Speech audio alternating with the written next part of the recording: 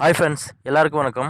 இன்றைக்கி நம்ம வீடியோவில் கெயின்மாஸ்டர் அப்ளிகேஷனை யூஸ் பண்ணி இப்போ நீங்கள் வீடியோவில் பார்க்குற மாதிரி சூப்பரான வாட்ஸ்அப் ஸ்டேட்டஸ் எப்படி க்ரியேட் பண்ணுறது அப்படிங்கிறத பற்றி தான் பார்க்க போகிறோம்.